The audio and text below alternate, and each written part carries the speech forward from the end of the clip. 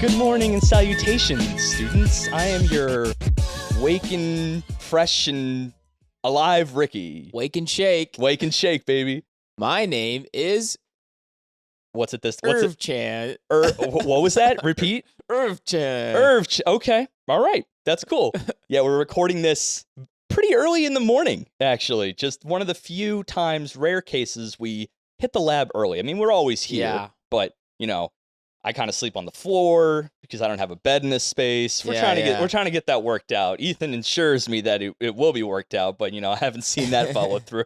You know, it's just IKEA is so far away. The IKEA is just forever over there. But yeah, right after this, I'm going to a bachelor party, and I was talking with a friend about, you know, the difference between bachelor and bachelorette parties, and I'm very thankful I don't have to do a bachelorette party. Sounds like so much like work, regalia. Yeah, work, pomp, circumstance, and like everything needs to go. Where this bitch? Yeah. Where did Becky go? Did she like just run off into the street? Oh my god! And just I say that facetiously, and I can't say all of them are like that. But my sister's getting married soon, and she just had hers. Very much that, very controlled, very planned out. But this one is like, hey, do you want to come to a cabin for like 4 days and just kind of hang out, maybe have a couple drinks. Just kind of vibe. We have a boat. I'm like, you are a man after my own heart. Yeah. Like, that's the best. You're speaking my language. Have you planned a bachelor party before? I've planned one, yeah. Yeah, I've planned one too. And I feel like... To Montreal. Mine was not that far. Oh, that's right. Yeah. Well, that, like, do you feel like that was overly planned, kind of scheduled, or did you just kind of like coordinate everything to get there and just had an ad hoc? The way I schedule. Oh God, you put the feet up for this one. No, I mean generally I just look for like a few things that we for sure want to do. Okay, and maybe one or two restaurants you for sure want to go to. Right, that's the way to play it. Pillars, like, you know, linchpins, exactly. And then kind of fill the middle, and that's where the fun stuff happens, right? Exactly. The stuff in the middle, just like the random shit where you're just like, hey, there's a VR lounge. Let's go in there and chill. Yeah, we got time, and I planned it that way because I'm a scheduling beast. Speaking of beasts, oh, you like nice. that? You like that? You won't like this though. Yeah, you're right. We are talking about a second season to a weirdly, widely acclaimed show on Netflix, and I think this one's going to be a little spicy because it's one of those times Ethan and I think wildly differ on our takeaways from this show, but, you know, I'm not saying it's a masterpiece by any right. I want to say it up top because I'm gonna say a lot of nice things about this show, but it's not a masterpiece. So in other words, it's gonna be like a less, I guess, heated version of our Mahoko Tensei or whatever it is. Oh yeah. I will die on that hill. I will die on that hill, and I will fight you to the death upon that mound. All right. But Ethan, I'm going to make you say it. What are we talking about today? We watched Beastars Season 2. Yes, sir. I want to say Mappa did this one? I think Mappa's the one in charge of this. I didn't even look. It was that bad. Okay. Let's get the fucking elephant in the room out of the way. Yeah, so I just want to start by saying I don't know if this was always the case, but this time it was like even more off-putting to me that they were all animals. Really? It was like double cringe to me. Interesting. Like my skin was crawling literally the whole time. I felt less abrased by the use of animal characters, and I've been kind of spouting my thoughts in the Discord, which you can join for $1 and up on patreon.com/weebology, by the way. And I think overall, when we talked about season 1, the one thing we had kind of agreed on is you could probably tell this story just as compelling with the same beats, the same narrative flow with humans. You could probably do that. Just kind of, instead of using a predatory instinct, it's more psychopathical instinct. And once flipped that way, the entire story still sticks and you have humans. I think it works. This season, I think, finally got it over the edge in many scenes that were pivotal to the story, that you could not tell that in the same way with humans. I don't think that could be possible, which is what I wanted to see. That's a positive for me. Because if you're gonna use only because they made a really dumb narrative point. All right, we're gonna have to dive into this one. But and I will say, it went off the rails in the last quarter, which I'm not a fan of. Exactly. I'm not a fan of the ending. I think they had a really good game going up like 75% of the way through, and it really jumped the shark in one moment, which we'll get to a little later. Well, it sounds like we might be on the same page about that one moment, but yeah. I think it was like a little jarring as a narrative to me, though. Yeah. Because there's like really 3 parts to Legoshi's life at one point, which is just like, yeah, that's a good point. I thought not very interesting. And I think like the overall mystery was not that interesting to me either. Yeah. Because we find out the answer like so like close into it, like the first 3 episodes, we basically know who did it. Okay, and yes, and I'll admit, if you're not caught up yet, there will be spoilers for season 1 and this season. So I think this is kind of a little bit required reading for the students because this show is just so widely accepted. I think more acclaimed than I think it necessarily deserves. But I think you need to watch it to figure out why and see if you're part of that group. I don't know. But in season 1, it kind of kicks off with the murder of a alpaca, I believe, named Tem. The Devouring. The Devouring is what they're calling it. And that mystery kind of went by the wayside in season 1, which is fine. They're trying to get, their feet in the world. But this season, they handled it, the conclusion of that mystery a little haphazardly, because we do find out who, and I'll admit, in the Discord, I said, I didn't see it coming. And then Ethan's like, but what about that one scene in episode 16? I'm like, what? And I went back and watched. I'm like, wow, that's fucking obvious. Yeah. That's on me. I totally missed that part. Yeah, I actually would have found it more interesting if it was like, we wait till the last episode to find out who did it. There wasn't like this. I think they tried to do too much and they're way too like up their own asses about what they are. Like, there's a clear, in my opinion, undertone to this show that honestly has nothing to do with animals, but it's just like so up its own ass. It's like about, being what society wants you to be versus like fighting your own real nature, right? Yeah, okay, that's a really good way to frame it, that it felt very human in that way, and then the animals weren't really necessary. But I will counter that with those reactions, logic, reasoning of the characters that are animals. Meow. Were very, very just meow at me. Yeah. Were very human in response to an animalistic nexus point, the moment of that conflict. And there's many examples in this season where they basically a thing happens because of the animals the way they are, but the outcome, reactions of everybody around them and the steps taken and decisions made are very human, which is why I think this show does work. It's a flip on what I think, like, don't give me human conflicts and then the animals work it out like animals because we're animals. No, if you're going to give me animalistic humans, give me animalistic events, and then kind of this human resonance from the reaction of that. And I think I saw that a lot in this season. There's a number of examples. We can go more specific when we get into Spoiler City. But I don't know. I had a better time with this season than season 1. I'll admit. Wasn't perfect, but I don't know. I think there was this other like undertone. Like, it almost felt like they were trying to do boy love and like regular kind of like a romance anime. Oh yeah, 100%. Like on top. Yeah. Like, there was way too much like guys hanging out, and then the one guy just walks up and just like puts his hand on the other one's chest and is like, do you want to eat me? Wink. It's like, what is this? Yeah, I'm curious if like they're trying to go for, because you're right, I noticed that.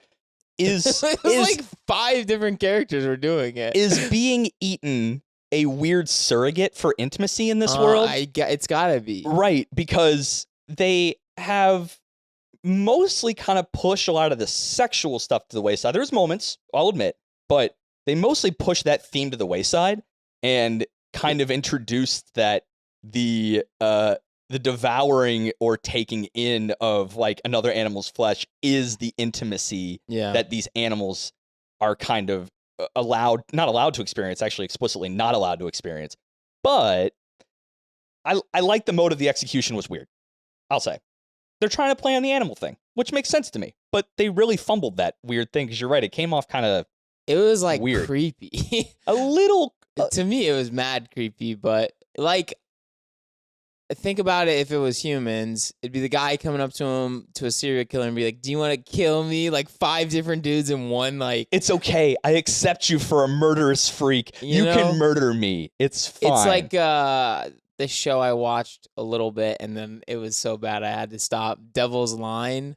I never heard of it. Basically, the main character is like this random chick. Okay. And there's this vampire who's like half vampire, half not. And so he's, of course, on the police force trying to stop other vampires from running wild and eating a bunch of people. Yeah. And he ends up saving this girl's life. And then she's like, "I embrace you as a vampire. Bite me," and all this shit. And he's like, "No, if I bite you, I'll like lose my shit." Is it anime? Yeah. So it's Twilight. It's basically, well... Yeah, it's semi-sinus. It's Twilight Ghoul. I kind of... Fair. Yeah. Twilight Ghoul. I openly admit that me and my girlfriend kind of watched all Twilight back to back. I've never read the books or watched the movies because now it's on Netflix. It's kind of be part of the zeitgeist of recent memory. They're bad. They're absolute trash, garbage stories.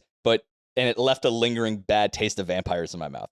That's interesting. Yeah, I probably watched Twilight 1 a lot of times. Yeah. Just like because I didn't have a choice. I was stuck in the room. But I had a really good time clowning on it. Yeah. Like that's a those movies are kind of a direct correlation between people in the room and your enjoyment. Say it out loud. Yeah.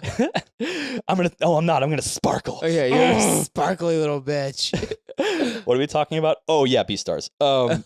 So I mean, it's like, to be honest, I really do think it is sort of like the same kind of idea as Twilight. Yeah, like vampiric. Like, yeah. Well, like that, but very like young girl focused show. Like I don't understand. Like there's like really hardly any action, and it's like for 5 seconds, and then it's like, well, this is boring. That action, and again, I'll say it up top because I said it in season 1. The CGI in this show is truly a masterclass and should be a standard. If anyone wants to use CGI in any capacity, they should look to this show.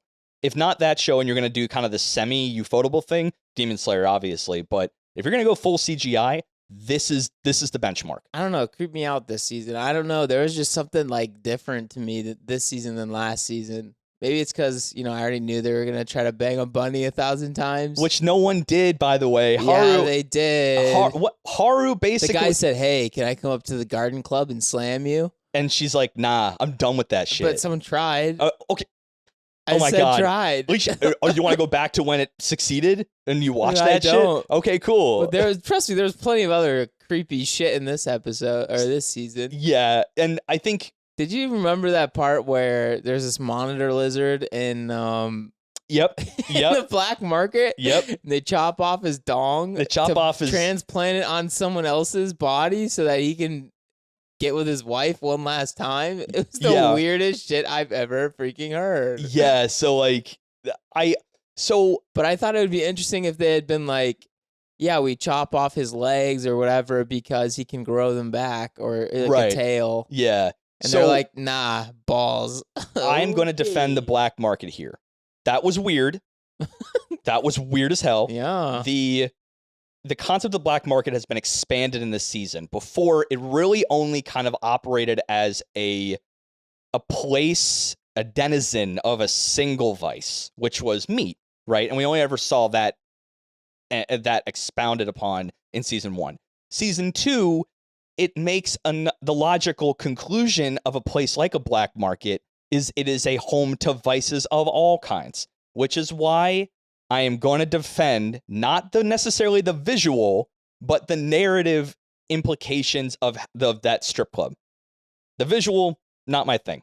But the narrative, though, like, it makes perfect sense. Like, a herbivore stripper in a room full of carnivores, literally tapping two parts of their brains, their instinctual pieces of their mind at the same time to make money is a perfect play. Like, it's a perfect play.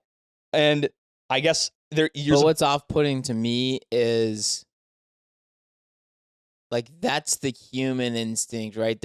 Anything sexual in the show is basically like a human thing. I think I would argue against that, because what do you mean? Like, what are animals' like two drives in this world? Eating and banging to make kids. Yeah, but they don't want to bang some other species that's going to kill their offspring. It's like a this biological show thing. would say otherwise. I understand that. I'm just saying it doesn't make any sense. Right. Like, if you're going to take, carnivore versus herbivore, them, like, the one thing I did actually like about this show is you go around and you find out that this school has different rooms, like the moon room, where wolves can go in there and just like chill and be like wolvy, Didn't they show that briefly in season 1? Legoshi goes, because he's trying to just like, maybe I should be with my own kind for a little bit, and then goes into that room. That's probably true. Yeah. But I don't think he said, I'm going to go in the moon room, No, you're right. And then there's the freaking alpaca room or whatever. It's just like a lawn. Yeah. And they're just like chilling in the lawn. Yo, dope, free food on the ground. Let's go, dude. Choice. But yeah, I like that, because it's interesting, because it's as if they do recognize the differences in these species. They're giving amenities that tailor to the specific kinds of animals going to this school. So there's like this recognition almost like in this season of they are animals. We're going to go full hog narratively, setting wise, every aspect. We're going to go full hog that they're animals. How do we play on the fact that they are animals rather than, oh, they're animals, they have these traits and they're surrogates for other things you want to talk about? They actually commit to the concept of them being animals, and that's what I wanted to see. That's at least a big check for me. But again, I didn't look this up, but I would like to know if you know. Is it true if a herbivore eats meat, they'll like die? I can't imagine that's as accurate. I wonder, I don't know if they'll die, but I can probably accept the logic that they have some kind of deeply ingrained instinct that if there's like, they smell or see nearby carnage, they want to be away from that shit. Like, they do not want to be in the presence of that, let alone eat it, right? Because maybe we'll talk about that scene, because I think we got to bring up Lewis, like Ruiz. See, I'm gonna get shit in the Discord for however I pronounce it. I just want to say that too. Cover our bases. Cover bases, yeah. Lewis or Ruiz? I don't know. Anyways, Lewis. Yeah. So Lois, he had, I think, the best through line to a certain point in this season. Yeah, I mean, it ends up in a complete, utter Challenger disaster, but yeah, literally an explosion of death. Yeah, it's so unbelievably bad.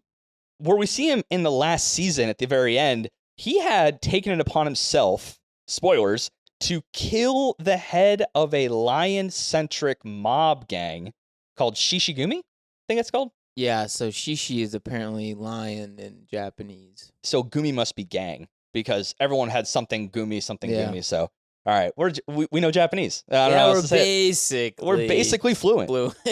Arigato, my dude. Thank you for noticing. Arigato gozaimasu.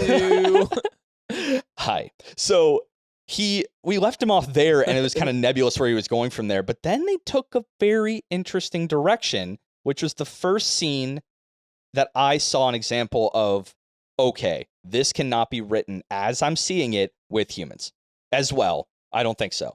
Where he is basically like, eat me, daddy. Yeah, fucking eat me then. And they're like, you know what? Wait a minute. You're kind of a big fucking deal at your high school, which I'm going to say it now. Is this the only fucking high school in the country?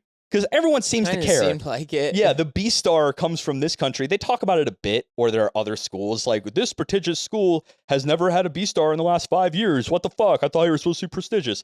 Neither here nor there. But he is then like, all right, you're kind of a big fucking deal. Come with us. He wants to be part of their culture. He puts meat in front of the deer. Not any meat, venison. He puts venison in front of Lewis, and which is real good. I love venison. It's real good. Lean, mean, and comes from green, actually. Yeah. And he's met with a choice that he's like, the visuals are He great. ain't mean it, I'm eating my team. Yeah, right. All of the, in season 1, all of the carnivorous smells that gave Legoshi essentially animal Super Saiyan were red. And then in the scene, he's sitting there conflicted, and every instinct in his body's telling him he wants to retch and run. And that's kind of like, there's a blue aura, and it's mixing into purple. It's chaos. It's conflict. It's an animalistic conflict. And what I liked about this is his human response of, I want to be stronger or better in my way, but his point of reference for strength is just carnivores. Very tunnel visioned on that front. So he's like, the only way to be stronger is to be more like a carnivore. Overcomes himself and eats his own kind. Commits cannibalism. Yeah, I think... That wouldn't land as humans, I don't think. Well, yeah, once they started talking about eating each other constantly, it starts to getting a little bit hard to be like, this is better as a human story. Yeah, right. Because it's not a, the romance and all that shit, slice of life garbage was better as a, like, human story last season. 100%. This season, they're all about eat me. Eat me, baby. And it's like, okay, well, at that point, you can't be like, yeah, just switch them to humans. Everyone can't run around and be like, cannibal me, please. Yeah, right. I will say, people in the Discord have constantly asked me specifically, because this is, I made that to case. Eat you? Yeah, well, yeah, there's a couple people like... To eat you? Maybe some of them after a couple episodes ago, but I was asked, do you still think it can be this can be told without animals? And I retracted my statement that I said before, yes to no, but I want to make it clear, for stories and narrative and design choices like this to use animals, that is the bar for entry for me. It's not like, okay, now it's a masterpiece because I told a compelling story with animals that can't be told with humans. No, I'm kind of gatekeeping right now. Like, don't tell me that, because there's only really 2 reasons to use animals: as a surrogate for a younger audience to soften the blows of more complex and darker themes. Makes sense. Zootopia, good example. Or tell me a fucking story about animals. And I think they kind of hit it here, but that's the bar for entry. Anything less, it's bad. It's just not good. I don't know. So, I mean, that was the first scene. That was the first scene that I think, like, okay, they did it. I think they're going to go full hog here. I don't know. I just was not compelled by that. I guess I'm trying to also get to the heart of why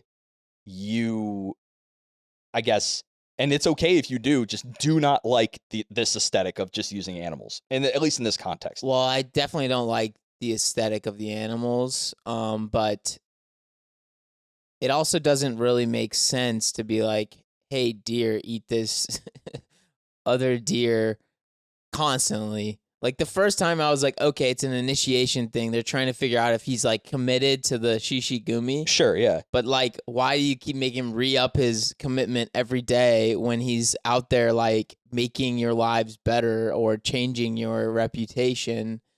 Yeah, like, they if really he goes frail and starts dying, it's going to look pretty bad for the organization. That's why I liked I can't remember the guy who was second in command. Ibuki. Yeah. Ibuki. Ibuki. Yeah, of the Lion Pride. And he was a cool dude. He was probably my favorite character, I would say. I'm still a Dr. Panda fan. But there was something a little bit different, at least in my opinion, about him than last season, Dr. Panda. He lost a bit of luster because I think of exposure. You know the other thing I thought that was weird? Yeah. You know how at the end of last season, he literally goes with him to, like, F up the Lion Pride? The Shishigumi. Oh, yeah. And then Legoshi shows up, like, episode 3 or something of this season, and he's like, Panda, I need your help. And he's like, nope, you're on your own. I don't care about you at all. I'm like, right. You walked into a Lion Pride with him. What are you talking about? Well, I think he kind of broke that down about why he didn't want to help Legoshi, because in that moment, he felt compelled because he saw that Legoshi was kind of backed into a corner but wasn't backing down from saving someone. Someone was literally in danger. That's true to his character. He wants to help and rehabilitate people, get them out of harm's way. But in this season, he's like, just because I did that doesn't mean you're not a fucking liability. Like, we did this thing. I don't want you around me. Except he never said, just because we did that. Well, he's like, you're a powder keg. Shishigumi is like probably not a big fan of you. And if they see me hanging around you, that's double trouble. I don't want that. I'm already in deep shit as is. So like, I understand. I'm just Okay. saying, like, he did not acknowledge that they had ever like known each other at all, essentially, except for he goes, "Oh, I thought that was you." oh yeah, that's right. He's like, oh, I guess I remember you. I And then mean, he's you mean like, the guy who took dips, down one of and the he's biggest like, gangs? "What?" Yeah, the guy who probably took down one of the biggest gangs in your part of the black market. Yeah. You'd think you give him a little fucking respect, put some attaboys on that name. Come on. Well, a little bit of that, but like also, it just seemed weird to me that he was like pretty much pretended like they had not done that last season. It was like basically a recold open. I was like, this is the weirdest thing ever. When put that way, I could vibe with that. Yeah, it was a little bit off-putting that. to me. Yeah. I mean, I that really describes the show for me. Off-putting, like everything they try to do just felt so non-natural. Do you feel the animalistic human hybrid of like the way they look kind of hits your uncanny valley a little bit? Like it's getting close to human, but not quite. So it's kind of like sitting in uncanny. See, but like, I almost feel like it's a CGI because you think about Hunter x Hunter, all the chimera ants. I didn't feel anything weird about them, right? Interesting. But like every one of these ones makes my skin freaking crawl. I think it's because they try to make them like all pretty. And like it's creepy to me to make an animal like human pretty. Yeah. Exactly. So yeah, you're right. There is some kind of uncanny barrier there. It honestly makes me think that anyone who had to like make this was like either being forced or the creepiest fuckers. So on yeah, Earth. so there's polarized. No one's like, all right, I'll do it. It's like, I hate this, or oh my god, yes. Yeah. And you know what? I'm gonna make Timo so freaking hot with his big freaking horns. Yes. And his sparkly eyes. You know. Speaking of weirdly pretty, can we talk about that snake real quick? Yeah, what was going on with her? So him, I think. Well, I don't know the dub voice. You said Miss Snake Eyes. Is it Miss? Yeah. Because in the sub, I looked it up. It's the voice of Orochimaru, which he's typecast as a snake forever, but he does a good job. Orochimaru. So when we get to the beginning of the season, it kind of opens with people apparently seeing apparitions or hearing stuff, and there's a rumor going around that there's a ghost at the school. Now, when Legoshi kind of investigates this aspect, or I don't know how, I think Miss Snake Eyes approached him, but she or he, I don't know. So this was actually, I thought, good. This was a good part. Really? How they approached. They should. Okay, that's cool. But so they should have followed through. So he was just hearing essentially the basilisk in the school walls. Yeah, right. Yeah. And since he was a highly attuned, dog, he could hear it versus all the other dogs in the room, right? Yeah. Plus, he was hearing it more often than them. So True. like it was extra off-putting to him, like hearing the scales scrape against the wall and he's like, you guys don't hear that like all the time? I'm a little bit confused because there were literally all dogs in the room. It's like one of them has to hear this. Somebody's got to do it, right? One of the things I did like about that snake character was being the school's only security guard, but never seeing them in season 1. I like the idea of a silent, kind of hidden security guard that if they're doing their job right, you never know they're there at all. To the point where you think it's a ghost. So it literally says Six-Eyed Ghost is their nickname in the manga. Gotcha. So, which actually, you said ghost. I don't even know if you meant to do that, but it ended up being perfect. What? Oh no, they claimed it was a ghost, right? Maybe that's just the sub then. Yeah, the sub was like, this is, what did they say in the dub? Said 6 eyes. They opened. Oh, okay. I got what you're saying. Yeah. So this androgynous snake security guard has a weird thing for Legoshi, and it's like, there it is. She needs to basically enlist his help in finding the murderer. She is a rattlesnake with a very long body, very, very expansive. Thank you. Wow. Cool. I don't know if I ever could have gotten there without that information. And here I thought it was a little stubby rattlesnake, but thank God. Little ball of a rattlesnake. Yeah. And weirdly enough, it's massive as fuck. Yeah. You would think, like, all these animals are scaled, like, pretty properly, right? why is this snake massive as fuck? This is so not important to the story because good point though. yeah, like I don't understand it. But in any case, I mean that would probably be like basilisk is probably a better phrase than it rattlesnake, really is right? like Yeah. a basilisk or like a skyscraper. Yeah, right. But yeah, she says, I need you to help me find the murderer because you're like the bomb and have limbs and oh, your limbs. Oh, God. She was weird about his limbs. She's weird in general. Yeah. Can we just say the least effective security guard ever? Yeah, right. Like she's It seemed like she knew who did it. Yeah, right. Like early, and then it's just like you have to find out. Right. Also, so that's pretty dumb. I wasn't a fan of that. They did this whole freaking scene. I guess we're sort of like spoilering, so yeah, we gotta rip it off. But anyway, they did this whole scene where all these people come together, this council outside of the school, to talk about, you know, there hasn't been a Beastar in 5 years, and now Louis walked away or whatever. Now he's missing, and they're like, well, whoever finds the killer is gonna be the new Beastar, and then that is like 0% of the rest of the story is that involved. What's interesting to me actually now, what was the order of that? Do we see that council happen after Six Eyes approached Legoshi? So she approached him right before it, and then they finished the conversation right after it. I think that may have been a framing thing because I can totally see if Six Eyes were savvy to that decision, and she already took a liking to Legoshi, then maybe she was like, I may already know, but I want to set you up as the Beastar. Oh, she likes his freaking limbs. She likes his arms and legs. A little too much. Yeah. But neither here nor there. But let's talk about this murderer. I mean, it was pretty obvious. After that scene, it's pretty obvious. Yeah, just quick though, back to Roku Gogo Snake Girl. When she's like about to kill him or whatever, she's like constricting him, and he just like rubs her scales. I was like, Legoshi is such a little dork. I think what they're trying to do with his character, well, not trying, but obviously attempting to do, is he's using empathy and it's not common for a carnivore to have empathy. There you go. Yeah. Which is like okay, but it's just like he's almost too empathetic. Right. Because he's such a Beastar, frankly. There are moments where they talk about herbivores having a defense instinct where, and then once, you know, like that cheetah girl basically heard that and was like, I don't fucking understand this. That's why I actually kind of like that where I wanted her to attack her little friend though. Yeah, you want to see some carnage? They just juxtaposed that with the toy guy or whatever his name was. Yeah. The Black Panther. Black Panther had just ripped his friend's arm off. Accidentally, carelessly. Like he just wasn't thinking.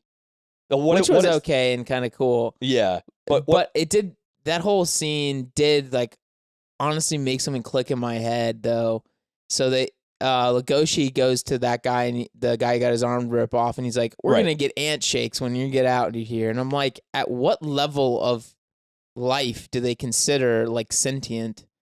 And I've honestly thought of that myself, just like walking around here, because there is like, I'll kill bugs, no problem. But the second it gets to like frog level, I'm not out there just stomping on all the frogs, you know? And it's like weird to me. Like, I think that's probably different for most people. Like, at what level do you consider it like a life that you can't just carelessly kill? And I think, yeah, it's more really subjective, right? Yeah. And I think that's kind of what they're trying to get at with Legoshi's character is that... I will say, the frogs out here want to die. Yeah, they'll like... lay in the street. They literally lay in the sidewalk, and then you can put your foot like right above them, and they will not move. And it's like, what are you doing, dude? I actually think total side tangent, I have this honest-to-God phobia of stepping on a frog. It's terrible. I think the idea of hearing something that big, and it's just a total accident, and I think it happened once when I was younger, and I'm like, oh my God. Like this, it wasn't necessarily the life I took, it was just the sound of it leaving, and it was not cool. It is a poison dart frog, so it was good for you to kill it. Yeah, really, really smoothed my brain out real good. But I don't know, I was thinking about that, like, at what point do you consider life sentient? And so I was thinking, you know, you saw the larvae situation. Yeah. There's just one point, Legoshi's like turned into a complete soy boy because he doesn't eat meat. Literally And- soy. Yeah, and he decides I need to eat some sort of protein in order to fight this big bear boy. Yep. And we're going in on that scene now? That particular scene where he eats the larva? yeah. All right, let's do So it. he eats the larva, and then he like has this weird like LSD Vision quests. vision quest to a moth. But then I'm thinking like, well, wait a minute. That's actually could be an interesting scenario. Like if we're just taking a view of the animal society, but then like for some reason there's a society above that, like almost like an overlord society that's all human. Sure.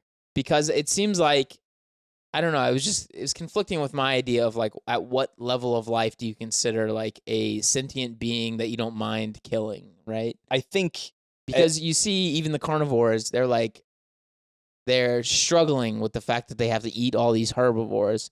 And I that is one interesting part of this show, I guess, season, is Anteater Boy goes, grab my hand, dude, to Black Panther guy. Yeah. And he's like, no, I don't want to hurt you, you know? And he's like, well, it looks like we were both suffering, you know? And like, that is a kind of scene that makes it like a decent show. But then, you know, you conflict that with, but you should eat me. You should eat me. Yep. Winky face. Get up all in that venison, baby. But that was probably the poster child scene for me about what I was talking about in the Discord was, you know, that scene was the nexus point for that happening was rooted in the true plain animalistic characteristics of both these individuals. One is just more fragile. The other one has, in relation to them, unbound strength.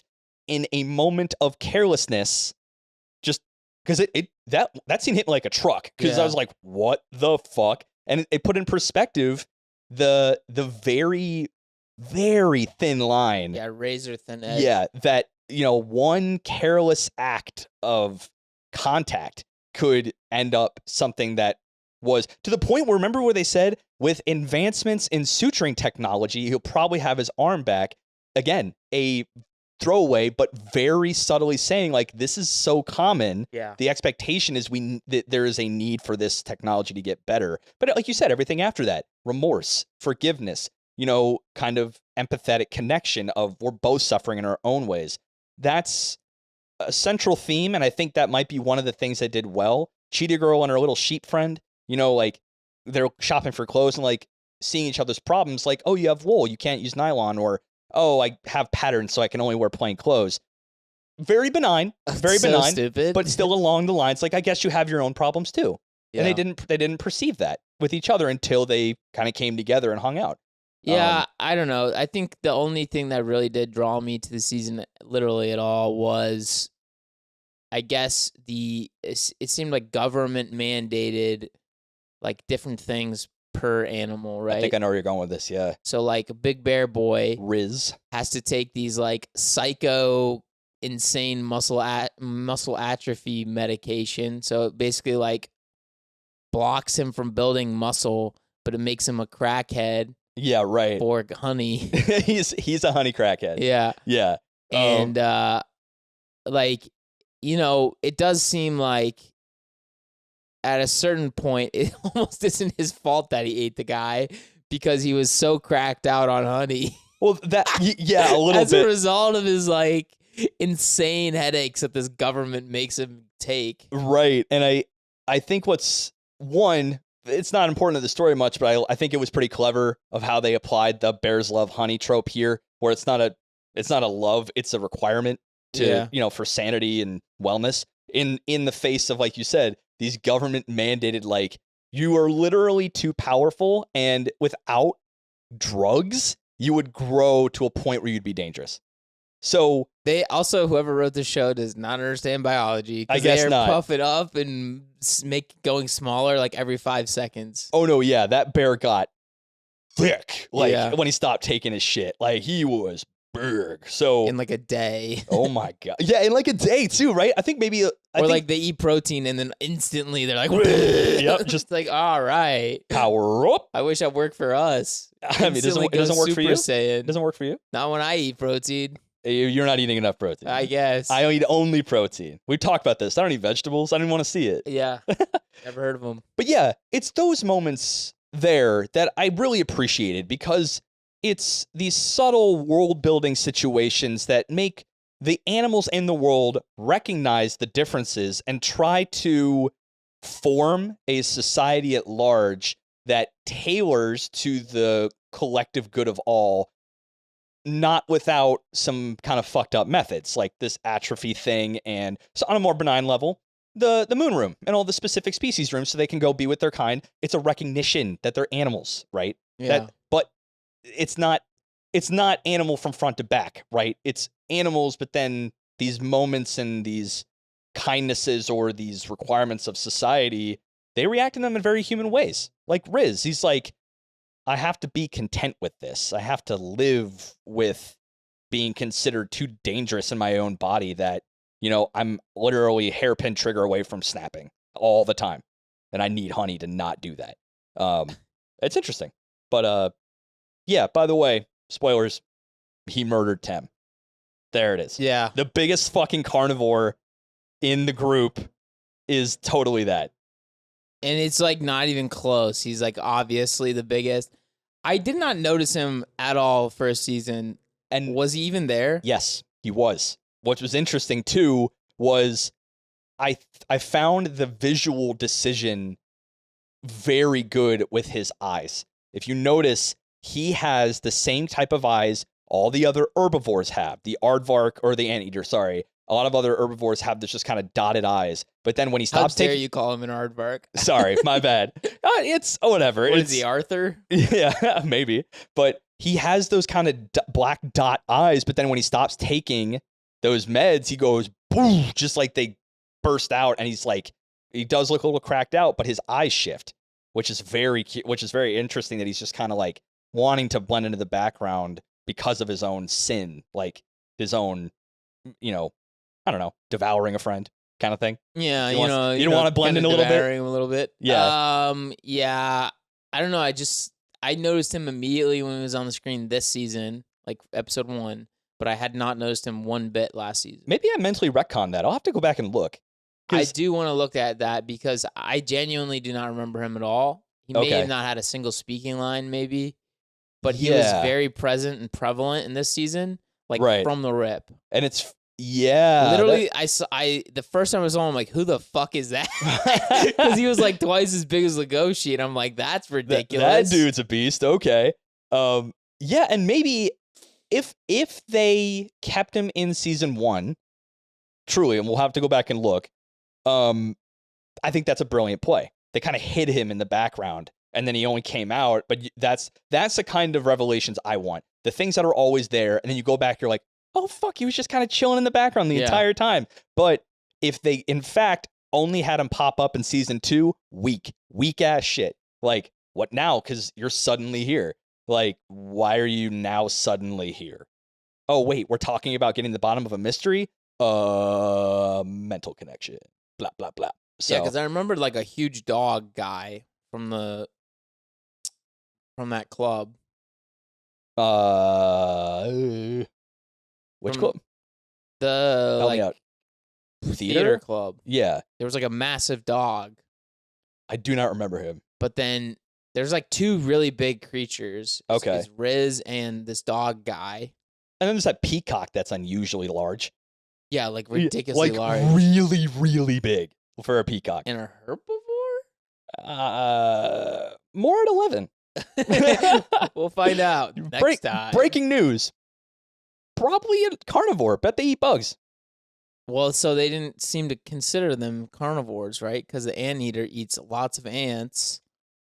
Curious. That's what I was saying. Is this is an interesting world? They don't consider these animals. Where do you draw the line? Yes. Is it really as objective as it seems? Right. Who's drawing these lines? Right. So okay. Maybe that's just Ethan Big Brain World. But sorry, Earth Chant. Sir, your wrinkles are showing. Yeah. I mean, you might as well cover up. But yeah, I see what you're saying, and that line drawn between carnivore and herbivore, obvious. The big central theme is how those are blurred. There's a big scene where basically shavened up Legoshi is found in the black. Hit me with it. I saw the face. It's just so soy. Like he's so soy. And they're like, "Oh my gosh, he's so handsome now because he's clean shaven." It's like, what do you mean? He looks clean Juno, at all times. You thirsty bitch. She's just fully in heat. The and entire show. I say bitch. This is the only show I can say that. Yeah. Thirsty bitch. So, there's that moment where they meet, and it looks like he's there to have illegal meat. And Lewis comes up, and there's that moment where they're at the table. And they have completely gone, like, you can see them at this point in both their respective journeys kind of crossing each other, right? He's trying to behave like an herbivore. He's trying to respect life in such a way that he thinks an herbivore would. And carnivore for Lewis, gaining strength in the way he sees carnivores have. The way I see it, they have misconstrued that which they're trying to be, right? He sees carnivores as strengths. Legoshi sees herbivores as caring and kind and empathetic. That's not always the case. Literally, they are each other's exception to each other's rules, right? I kind of like that dynamic they have in this season. I don't know. I kind of view it as like they should stop fighting their nature so much, Like I feel like it's almost it's we don't have a lot of time here, guys. But it's almost sickening that this world is like constantly saying you're a carnivore, so you're a piece of shit. You're an herbivore, so you're food. Yeah, right. Yeah. That's obviously the point of this whole thing. And this is where we get to the ending, which I really wasn't the biggest fan of at all. Like, it was awful. Yeah, up to I think the moment the Moth Vision Quest happened and onward was not great, in my opinion. Oh yeah, it was bad. I was hoping to see in my shonen trash brain. Legoshi eats the larva, no vision quest, but he's like, wait, this is a really good surrogate. Like this just plows larva, and he just gets super beefy, and it's just like, I'm not eating something I consider sentient, and then that could be a further theme. Like he can even think on that. Like he did in the most soy way. He sees one larva, like, why should I eat this? It's trying to live. I'm like, dude, you're skin and bones, like. Yeah, but trees are trying to live too, dickhead. Yeah, and you're inside a wooden house. So riddle me that, dude. Riddle me that, Batman. Yeah. So it's from then on, like the end fight between Riz, who has been off his meds and beefing up like crazy, and Legoshi, who looks like Broly. Yeah, he looks like Broly, and Legoshi looks like Beerus, but not clearly as strong. Yeah.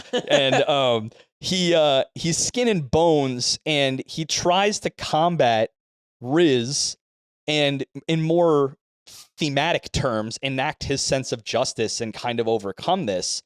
But he can't. He just can't. And that is where I think this show completely falters. They have been setting up for an entire season's worth of narrative moments and events that allow us to believe that the journey of, denying your instincts and baser needs for your own sense of betterment is a goal worth struggling for and achieving.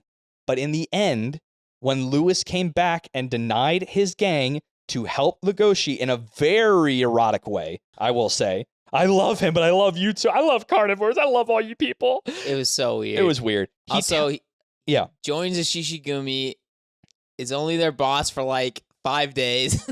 I think it was like the whole show is in maybe like 2 months worth of time. Just saying. Yeah. And then dips, and they're like, see ya. Deuces. It's so insane. Yeah, right. So he goes back. Like, what the hell is the point if you're just going to leave in 2 months and then also give up your freaking leg? It's like, this is so ridiculous. And that's really it, right? Could he not have just given him a finger and been like, eat this, bitch? Yeah.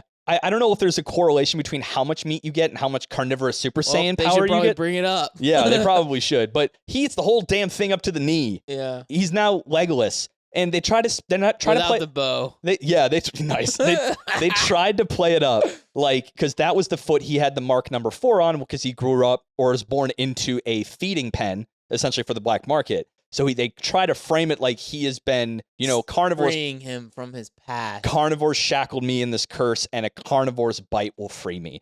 I saw what they're going for there. Did not quite land, really. Absolutely hate it. Because what I saw was... You're crippling me, and I'll never be able to be a Beastar now. Yeah, no, there's that. Yeah, 100%. But I saw it more as totally invalidating Legoshi's journey up to now.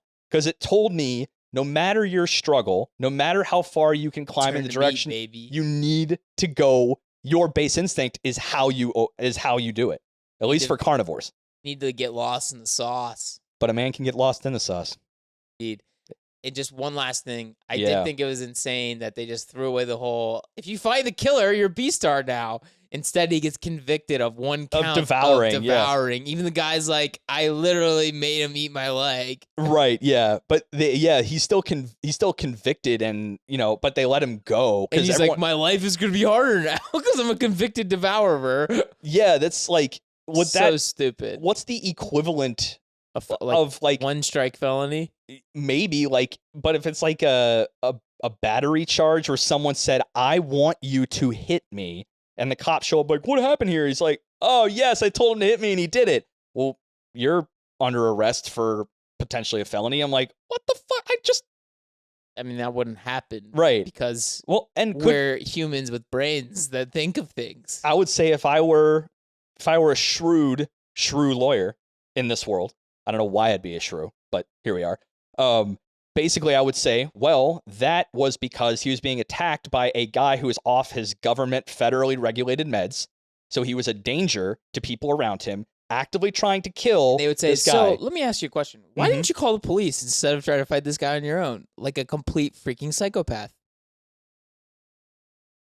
I rest my case, I plead the fifth, Your Honor. I rest my case. We should do an over-under. Should Legoshi have been convicted of a devouring charge? Okay, I'm down. Yeah, I would use the self-defense. It was required to defend himself. Even if the cop showed up, there's a reason why he takes those meds. They fought literally 3 times, dude. Yeah, so there you go.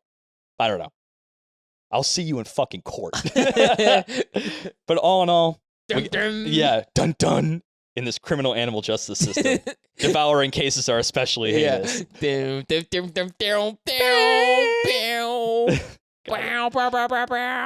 this. All right, we got to do it to him, man. Yeah. What's your score for season 2? 67. Wow. I did not enjoy it one bit. I'm gonna give it a 75. I think the mystery was bad. I think the execution was bad.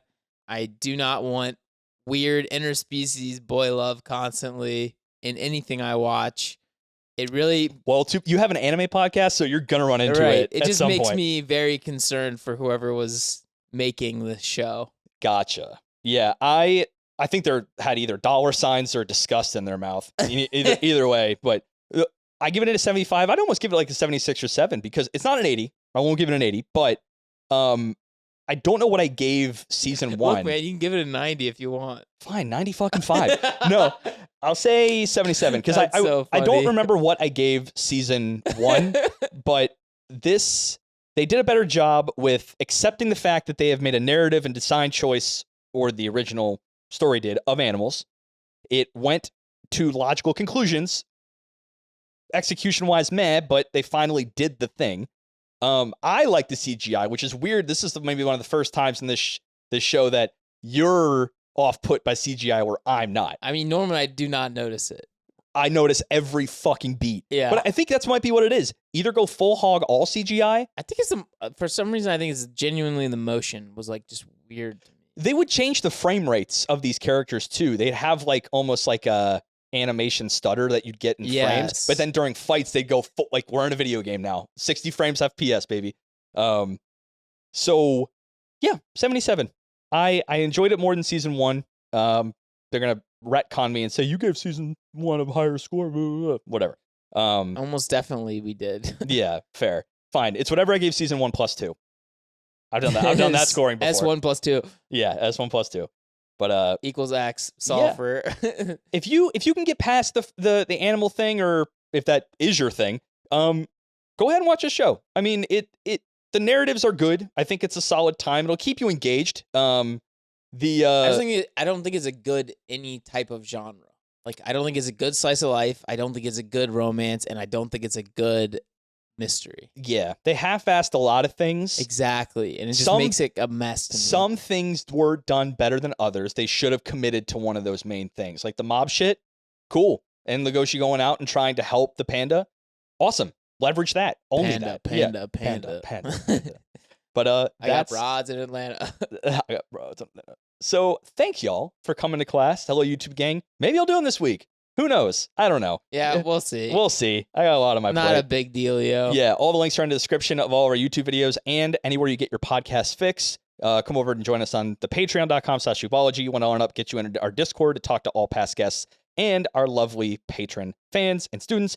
And $3 and up gets you syllabus, sidebar, our lo-fi, high vibe, sometimes anime, sometimes not, sometimes visual content where we experiment or just talk about life. And I think that is all we have. Is this because we're talking about Beastars? Is this now a furry school? Are all our students animals now? No. No? All right. Well, some of them, I don't know. We've never seen them in real life. Some of them we have. Yeah. I don't know. I mean, do what you want, man, but you're all humans in my book. Oh, I value you as respected human beings. That's a nice sentiment to leave on. And until we can make sure this school is basically human as fuck, Yeah. I'm Ricky. And I'm Ethan. And this has been Weebology.